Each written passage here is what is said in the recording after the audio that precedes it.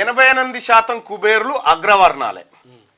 70 ఏళ్ల సంధి మా సంక్షేమం కోసం పనిచేస్తే మేము కుబేర్లం కావాలి కదా, బీసీలం ఎస్సీలం ఎస్టీలము, మీరెట్లా కుబేర్లయ్యారు? 90% మంది. భారత్లో 90% సంపద వారి చేతుల్లోనే ఉంది. బిలియనీర్ల జాబితాలో కనిపించని ఎస్సీ ఎస్టీలు. ఈ తరహా అసమానతలు ప్రమాదకరం అని చెప్పేసి ఆర్థికవేత్తలు చెప్తున్నారు. ద వరల్డ్ ఇన్ఈక్వాలిటీ ల్యాబ్ తాజా నివేదిక వెల్లడించింది. భారత్లో బిలియనీర్ల శాతం కులాల వారీగా చూసుకుంటే 2012లో 79% ఓసీలు ఉన్నారు, 19.6% ఓబీసీలు ఉన్నారు. ఇక 2014లో 78.10% ఓసీలు ఉంటే 20% ఓబీసీలు ఉన్నారు.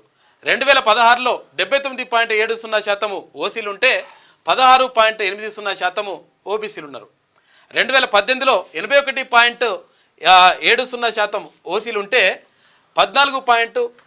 దీన్ని బట్టి మనం అర్థం చేసుకోవాల్సింది ఏంటంటే, మనల్ని పైకి తీసుకురావడానికే కదా ఈ 70 ఏళ్ళు పరిపాలన చేసింది. 2012లో బిలియనీర్లు అంటే డబ్బున్నోళ్ళ దాంట్లో 2012 కల్లా 19% మంది ఉండే ఓబీసీలు, 79% మంది అగ్రవర్ణాలు ఉండే. 2022కి వచ్చేసరికి 19% వాళ్ళు పోయి 9% అయ్యారు, 79 వాళ్ళు పోయి 88 అయ్యారు. అంటే ఎవరి సొమ్ముతోని ఎవడు బతికి ఎవడు బిలియనీర్ అయింది అన్నట్టు. ఇవి లెక్కలు. ఇవి ఒక్కసారి మీకు వినిపిస్తా చూడండి. దేశంలో ఒక పక్క బిలియనీర్ల సంపద ఎన్నో రెట్లు పెరుగుతుండగా సామాన్యుడు మరింత పేదవాడు అవుతున్నాడు.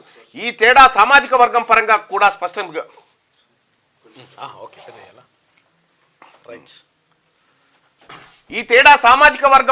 కూడా స్పష్టంగా పెరిగింది. దేశంలోని బిలియనీర్ల జాబితాలో ఎస్సీ ఎస్టీలకు స్థానమే లేకుండా పోయింది. దేశంలోని 90% సంపద అగ్రవర్ణ బిలియనీర్ల చేతిలో కేంద్రీకృతమై ఉంది. ద వరల్డ్ ఇన్ఈక్వాలిటీ ల్యాబ్ తాజా నివేదిక ఈ వాస్తవాలను వెల్లడించింది. భారత్లో పన్ను, న్యాయం, సంపద పునర్విభజన వైపు పేరుతో వెలువడిన తాజా నివేదిక సంపద పంపిణీ సమస్యలను పరిశీలించింది. దేశంలోని మొత్తం సంపదలో 40% కేవలం 1% ఉన్న వర్గం చేతిలో ఉండడం. 40% సంపద 1% ఉన్నటువంటి వర్గం చేతిలో ఉండడం దేశంలో పెరుగుతున్న ఆర్థిక అసమానతలను సూచిస్తున్నదని పేర్కొన్నది. బ్రిటిష్ పాలన కాలంలో పోలిస్తే ఈ ఆధునిక యుగంలో అసమానతలు ఇలా ఎన్నో రెట్లు పెరగడం చాలా ప్రమాదకర ధోరణి అని ఆర్థిక నిపుణులు హెచ్చరిస్తున్నారు. దీని కారణంగా ఇప్పటికే భారత్ ప్రపంచంలోని ఆర్థిక అసమానతలు ఉన్న దేశాల జాబితాలోకి చేరిపోయిందని వివరించారు. ద వరల్డ్ ఇన్ఈక్వాలిటీ ల్యాబ్ నివేదిక ప్రకారం భారతదేశంలోని 88.4% బిలియనీర్లు ఉన్నత వర్గాలకు చెందిన వారే. 88% పైసలు ఎవరి దగ్గర ఉన్నాయట అంటే ఈ పెద్ద కులపుల దగ్గరనే ఉన్నాయట. మనం అధికారం ఎవరితానుంది వాళ్ళతానే. అధికారం ఎవరి దగ్గర ఉంటే వాళ్ళ దగ్గరనే సంపద ఉంటుంది. మీరు గుర్తుపెట్టుకోండి. లెక్క ధనవంతుల జాబితాలో షెడ్యూల్ తెగలు, ఇతర బాగా వెనుకబడిన వర్గాలకు అసలు ప్రాతినిధ్యమే లేదు. ఈ తారతమ్యం బిలియనీర్ల సంపదలో కూడా కొట్టొచ్చినట్టు కనిపించింది. జాతి సంపదలో 55% ఉన్నత వర్గాల చేతిలో ఉన్నట్టు all India debt and investment survey 2018-19లో చేసిన సర్వే ప్రకారం వెల్లడించింది. సంపద వైవిధ్యంలో ఈ పూర్తి వైరుధ్యం భారతదేశ కుల వ్యవస్థలో పాతుకపోయిన లోతైన అసమానతలను స్పష్టం చేస్తున్నది. రాహుల్ గాంధీ గారు ఏం చెప్తున్నాడు? ఎంత భాగం ఉంటే అంత సంపద వాళ్ళకు పోవాలన్నాడు. కానీ ఇక్కడ నరేంద్ర మోడీ గారి పరిపాలనలో జరిగిన ఈ దుర్మార్గం చూడండి.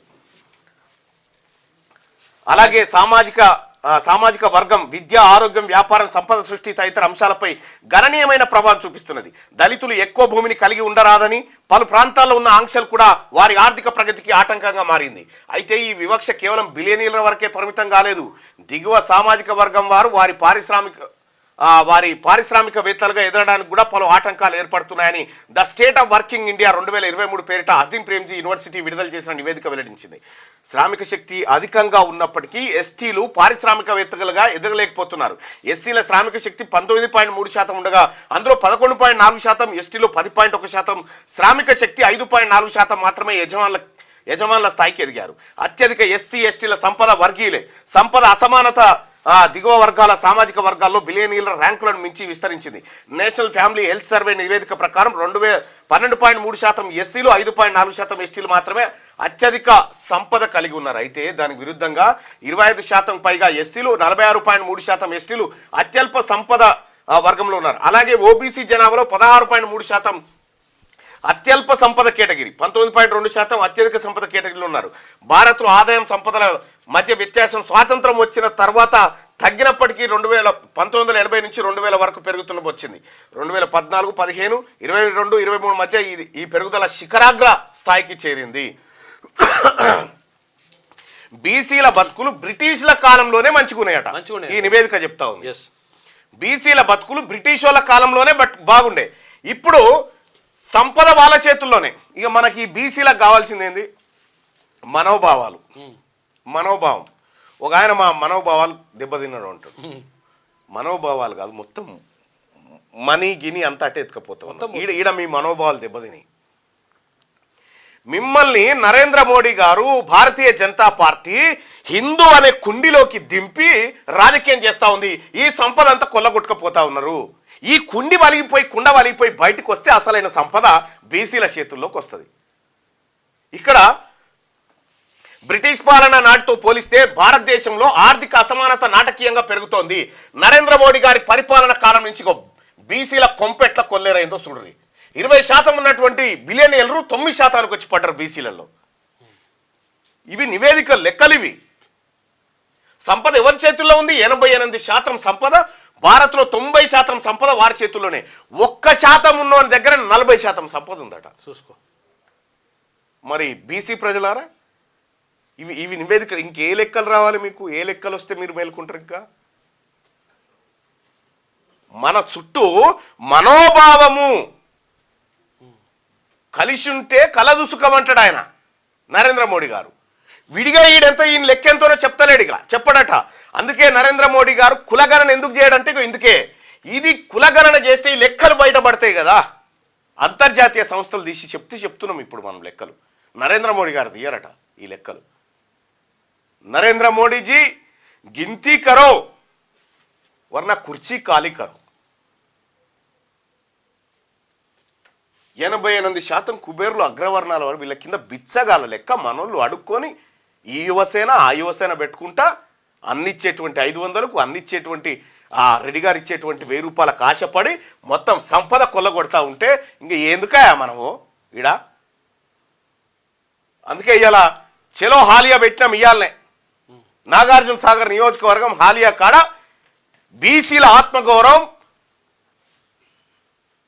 మొల్లమాంబ విగ్రహాన్ని, ఆ విగ్రహ గద్దెను పట్టబగటిలి జేసీబీతోని బీసీల విగ్రహాన్ని అవతల బారేస్తా ఉంటే ఇక్కడ చూసుకుంటా కూర్చుంటామా? వారి వస్తున్న పారాడికి వారి. నల్గొండ జిల్లా నాగార్జున సాగర్ నియోజకవర్గం హాలియా. ఓ దిక్కేమో రాహుల్ గాంధీ గారు. ఇగో ఓ దిక్కు రాహుల్ గాంధీ గారు కుమ్మరోళ్ళ ఇళ్ళకి పోయి వాళ్ళ ఆత్మగౌరవం నిలబడాలి, వాళ్ళ బతుకులు మారాలి, వాళ్ళ జీవితాలు మారాలని ఆయననేమో కుమ్మరోళ్ళ ఇళ్ళకి తిరుగుతూ ఉంటాడు.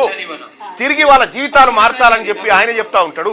ఇక్కడ ఆయన పార్టీని అడ్డు పెట్టుకున్నటువంటి వాళ్ళు కుమ్మరోళ్ళ ఆత్మగౌరవం దెబ్బతినేటట్టు మొల్లమాంబ విగ్రహాన్ని గద్దెను బీకి అవతల బారేస్తా ఉన్నారు. నేను రాహుల్ గాంధీ గారి బాటలోనే ఉంటా.